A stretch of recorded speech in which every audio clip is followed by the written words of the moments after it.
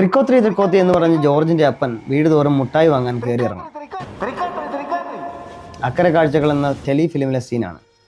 എന്താണ് ത്രിക്കോത്രി? 2000 വർഷങ്ങൾക്ക് മുമ്പ് അയർലൻഡ്, സ്കോട്ട്ലൻഡ്, വെയിൽസ്, ബ്രിട്ടാനിയ മുതലായ കെൽറ്റിക് രാജ്യങ്ങൾ തങ്ങളുടെ വിളവെടുപ്പ് കാലം കഴിഞ്ഞ് വിന്ററിലേക്ക് കയറുന്നതിന് മുൻപ് ഒക്ടോബർ 31 സാവൻ ഫെസ്റ്റിവലായി ആചരിക്കാറുണ്ട്. എന്താണ് ആ രാത്രിയുടെ പ്രത്യേകത എന്ന് വെച്ചാൽ, അവരുടെ വിശ്വാസപ്രകാരം മരിച്ചവർക്കും ജീവിക്കുന്നവർക്കും ഇടയിലെ ബൗണ്ടറി വളരെ നേർത്തായിരിക്കും. അത് കാരണം ആത്മാക്കൾ ഭൂമിയിൽ ഇറങ്ങി നടക്കാൻ തുടങ്ങും. ദുഷ്ടാത്മാക്കളെ പേടിപ്പിച്ചോടിക്കാനും തങ്ങളെ ടാർഗറ്റ് ചെയ്യാതിരിക്കാനും അവർ മൃഗങ്ങളുടെ തോലുകൊണ്ടും തല കൊണ്ടും കോസ്റ്റ്യൂംസ് ഉണ്ടാക്കി പേടിപ്പിച്ചു. മറ്റു ചിലർ തീ കൂട്ടി പേടിപ്പിച്ചു. സാവൻ ഒരു സൈറ്റാനിക് റിച്വലല്ല, മറിച്ചൊരു സീസണൽ ഫെസ്റ്റിവലാണ്, ലീഗോ പോലെ. പിന്നീട് ക്രിസ്ത്യാനിറ്റി യൂറോപ്പിൽ സ്പ്രെഡ് ചെയ്തപ്പോൾ ചർച്ച് അതിനെ റീഇൻ്റർപ്രറ്റ് ചെയ്തു. 4th സെഞ്ച്വറിയിലാണ് വിശ്വാസത്തിൻ്റെ പേരിൽ കൊല്ലപ്പെട്ട ക്രിസ്ത്യൻ സയൻസിനെ ആചരിക്കൽ ചടങ്ങ് തുടങ്ങിയത്. അതിൻ്റെ പേരിൽ അവർക്ക് വേണ്ടി ഫീസ്റ്റ് നടന്നു.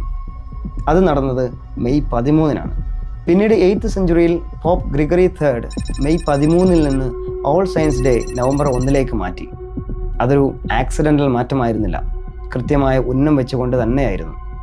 പേഗൻ വർഷിപ്പേഴ്സ് ആയിരുന്ന അന്നത്തെ ജനങ്ങളെ ക്രിസ്ത്യാനിറ്റിയിലേക്ക് അടുപ്പിക്കുക എന്നത് നിയർലി ഇംപോസിബിൾ ആയിരുന്നു.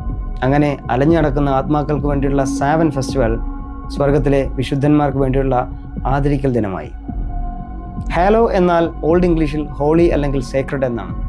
അതിൻ്റെ ലിറ്ററൽ മീനിങ് ഹോളി പേഴ്സൺ എന്നാണ്. അങ്ങനെ നവംബർ 1 ഓൾ ഹാലോസ് ഡേയും ദ നൈറ്റ് ബിഫോർ, അതായത് ഒക്ടോബർ 31 മരിച്ചവരെ ഓർക്കുന്ന, അവർക്ക് വേണ്ടി ഭക്ഷണം ഉണ്ടാക്കുന്ന ഈവനിങ് ഓൾ ഹാലോസ് ഈവനിങ് ആയി. പിന്നീടത് ഹാലോവിൻ എന്നറിയപ്പെട്ടു. തുടക്കത്തിൽ ജോർജിൻ്റെ അപ്പൻ പറഞ്ഞ ത്രിക്കോത്രി എന്താണ്? ഏൻഷ്യൻ പേഗനിസത്തിൽ തങ്ങളെ ഉപദ്രവിക്കാതിരിക്കാൻ ആത്മാക്കൾക്ക് വേണ്ടി വീടുകൾക്ക് പുറത്ത് ഭക്ഷണവും വെള്ളവും വയ്ക്കും.